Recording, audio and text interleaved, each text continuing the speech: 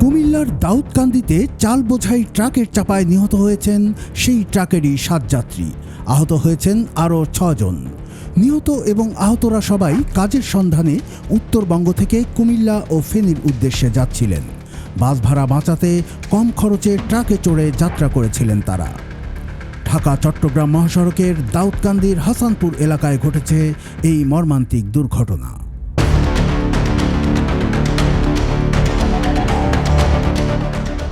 আহতরা জানান, কাজের সন্ধানে উত্তরবঙ্গ থেকে কুমিল্লা ও ফেনীর উদ্দেশ্যে সোমবার রাত ৮টায় ট্রাকে চড়ে রওনা হয়েছিলেন তারা।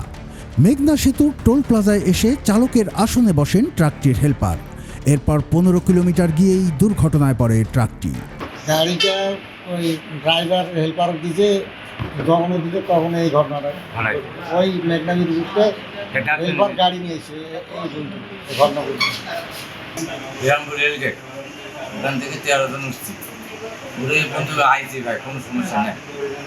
এই মেঘনা ব্রিজ আইছে, আমার তো ভরা টরা সব তুলে নিল, নিয়ে ওখানে গাড়ি ওজন দিল, ওজন দেওয়ার পর আমাকে গাড়ি তুলেছে মেঘনা ব্রিজ পার হয়, ডাক্তারি ব্রিজ পার হয়, এই পাশে আছে ঘটনা। নিহতের স্বজনেরা জানান, নিহত এবং আহত সকলেই দিনমজুর। বাস ভাড়া বাঁচাতেই চালের ট্রাকে চড়ে রওনা হয়েছিলেন তারা।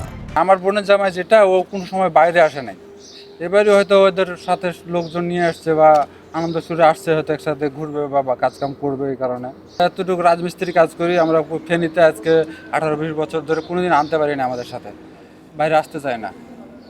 হঠাৎ করে এই গাড়িতে এইভাবে যে আসছে, এটা তো আমরা বলতে পারি না, আমাদের হিসাবের বাইরে। আমি তো সকালে মনে করলাম যে আসবে না হয়তো।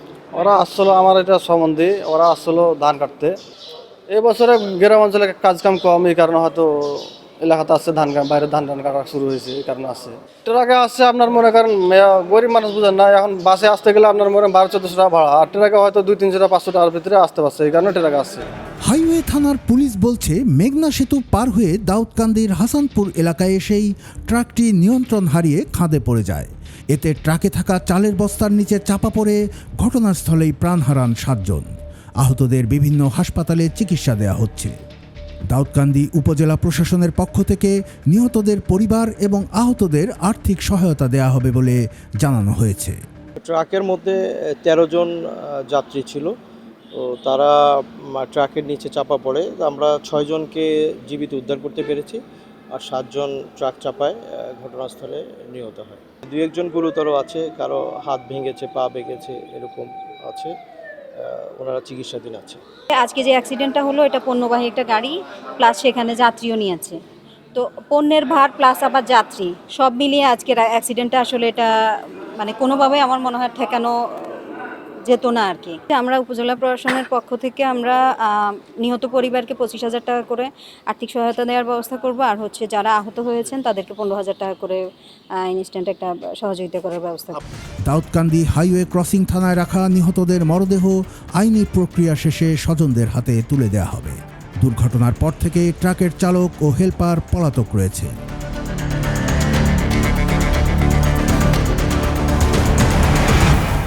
কুমিল্লার কাগজ নিউজ ডেস্ক।